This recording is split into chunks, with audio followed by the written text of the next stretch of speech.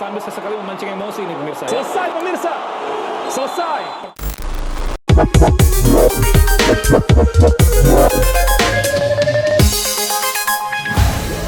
Timnas Indonesia telah menuntaskan 2 laga uji coba sebelum berangkat melakoni round 4 kualifikasi Piala Dunia Zona Asia. Di laga uji coba terakhir, Indonesia tidak menerapkan banyak variasi taktik. Inilah yang membuat JSS Jaas akhirnya gagal mengalahkan Lebanon. Dengan materi pemain yang cukup mewah, Patrick Kluivert sebetulnya punya banyak opsi strategi untuk round 4 nanti. Mengingat lawan Indonesia adalah Irak dan Arab Saudi, maka Indonesia perlu strategi paling ampuh. Lalu, formasi apa saja yang bisa membantu timnas lolos? Starting 11 list kali ini sudah merangkumkan 7 formasi terbaik yang bisa dipakai Patrick Kluivert untuk meloloskan timnas Indonesia ke Piala Dunia. Mau tahu apa saja formasinya? Simak selengkapnya. 4-2-1-3. Patrick Kluivert sempat menekankan kalau formasi 4-3-3 adalah favoritnya. Memang, pakem ini jauh bertolak belakang dengan pakem 3 back yang lebih familiar buat timnas. Namun, kalau memang Kluivert mau memakai skema ini, maka varian 4-2-1-3 cocok untuk Indonesia. Formasi ini adalah formasi berbasis menyerang dengan 3 ujung tombak di depan. Lini tengah juga menjadi sektor penting di sini. 4-2-1-3 menekankan keseimbangan, terutama di lini tengah. Harus ada pemain yang memegang role gelandang bertahan, metronom pengatur tempo, dan gelandang serang yang bisa jadi opsi penggedor tambahan. Timnas beruntung, kalau formasi ini dipilih, maka Tom Hey dan Joe Pelupessy bisa dimainkan di tengah. 2 gelandang ini adalah tandem ideal, karena masing-masing memangku peran yang sangat mengisi. Hey adalah pengatur ritme, sementara Pelupessy lebih defensif dan bisa mengcover area Hey saat Hey fokus menyerang. Kreativitas Marcelino atau Ricky Kambuaya cocok untuk mengisi peran gelandang serang. Pemain ini nantinya akan membantu Trisula di depan, yang bisa diisi trio Adrian Wibowo, Miliano Jonathans, dan Mauro Zylstra. 4-3-2-1. Formasi 4-3-2-1 atau banyak dikenal dengan istilah formasi pohon Natal juga cocok untuk timnas. Formasi ini adalah pengembangan dari formasi 4-3-3. Hanya saja, peran winger diganti menjadi peran double EMF. Peran ini memberi 2 pemain nomor 10 ruang gerak yang lebih lebar dibanding peran winger yang areanya terbatas di area kelebaran. Kalau formasi ini yang dipilih, maka role double EMF adalah kuncinya. Kluivert bisa memainkan Miliano Jonathans dan Eliano Reinders untuk menempati pos ini. Keduanya sama-sama eksplosif dan suka menjelajah. Peran double EMF memungkinkan Eliano dan Miliano berkreasi sesuka hati dengan area yang luas. 3 gelandang akan menjaga area tengah. Berbeda dengan 4-2-1-3, 3 gelandang di sini berperan lebih defensif. 3 gelandang tadi membentuk formasi sejajar di belakang 2 gelandang serang. Maka dari itu, Kluivert bisa memainkan trio Mark Locke, Joe Pelupessy, dan Tom Hey jika akhirnya memutuskan untuk memainkan skema yang satu ini. 4-2-3-1. Formasi klasik yang sangat fleksibel, itulah 4-2-3-1. Formasi ini banyak dipakai di seluruh dunia. Fokusnya cenderung lebih defensif dibanding 2 formasi yang tadi sudah dibahas. Perbedaannya dengan 4-3-3 atau 4-3-2-1 terletak pada pos 2 winger yang kini dituntut untuk lebih berkontribusi dalam bertahan. Formasi ini menempatkan 1 penyerang tunggal di depan. Artinya, suplai bola menjadi faktor krusial. 1 striker di depan harus mendapat banyak umpan matang, bahkan dari sektor pertahanan sekalipun. Untuk itu, terkadang diperlukan setidaknya 1 back dengan akurasi umpan tinggi untuk formasi ini. Ini karena 4-2-3-1 banyak dipakai untuk bermain direct, alias langsung menyerang dari belakang ke depan. Di laga lawan Lebanon, eksperimen Kluivert memainkan Kevin Dix sebagai center back adalah pilihan tepat.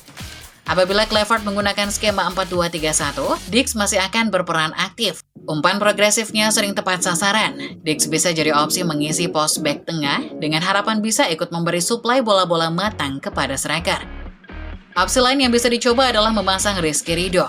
Seperti halnya Dix, Ridho juga piawai memainkan umpan-umpan direct. Diggs atau Rido cocok ditandem dengan Jay Itzes yang sangat tangguh menjaga area bertahan dari counter lawan. 4-4-2 flank.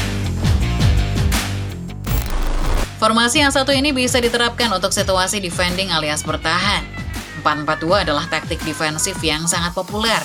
Taktik ini bertujuan membatasi ruang gerak lawan, supaya lawan tidak bisa maju lebih dalam ke area pertahanan tim. Poros permainan skema 4-4-2 bertumpu pada dua sosok striker di depan. Dalam skema bertahan, dua striker di depan punya peran penting untuk langsung melakukan counter ketika bola berhasil dicuri. Itulah alasan perlunya tandem seorang target man dan seorang pemain eksplosif. Kalau Ole Romani bisa bermain, Ole akan jadi pemain penting dalam skema ini. Tapi kalaupun Ole absen, masih ada Mauro Zylstra. Zylstra bisa bertandem dengan Emiliano Jonathans yang menawarkan kecepatan sebagai atribut utamanya. Duet ini akan sangat mematikan dalam situasi counter cepat timnas Indonesia. 3-5-2. Seperti sebuah ungkapan yang pernah populer, back to the drawing board. Suka tidak suka, formasi 4 back tampaknya memang kurang efektif untuk timnas Indonesia. Inilah yang membuat Patrick Kluivert menerapkan pepatah tadi ketika Indonesia digulung Australia 5-1 di laga debut sang pelatih. Main 4 back sedikit terlalu beresiko, apalagi untuk melawan tim dengan kualitas seperti Arab Saudi dan Irak yang bisa main ofensif alias menyerang. 3-5-2 bisa jadi opsi saat skema 4 back Kluivert buntu.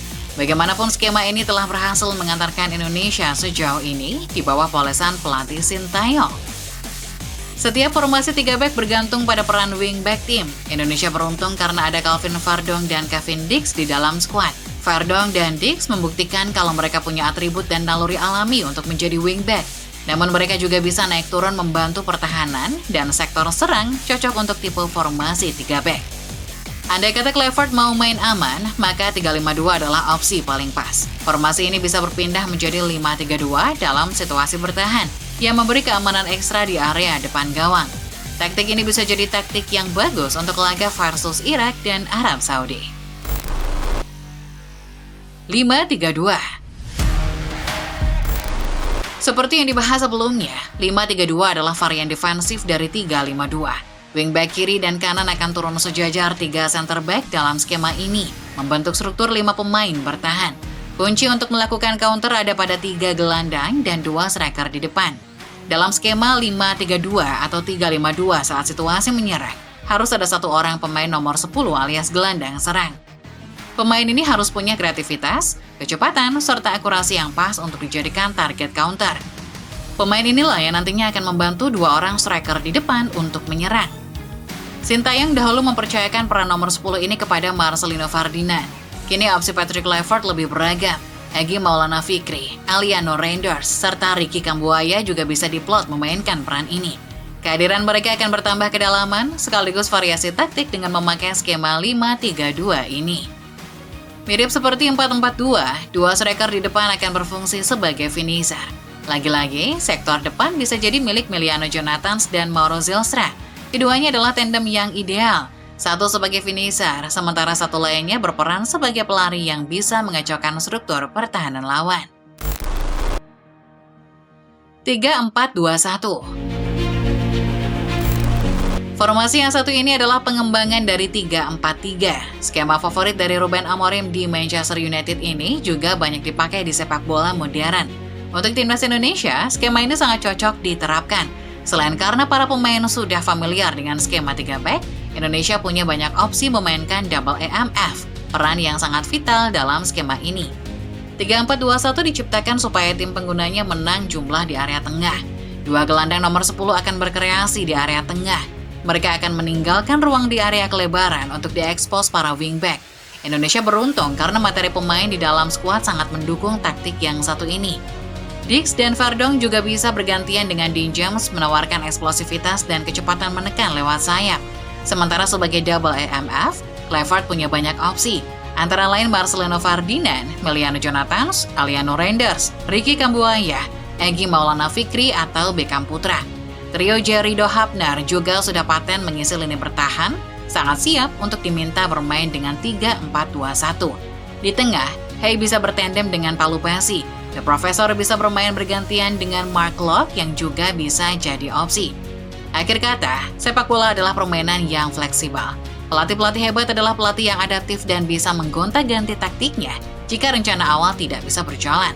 7 formasi tadi adalah formasi yang cukup solid, dan Kluivert bisa mengombinasikan beberapa di antaranya, atau bahkan ketujuhnya sekaligus untuk membantu Indonesia lolos ke Piala Dunia.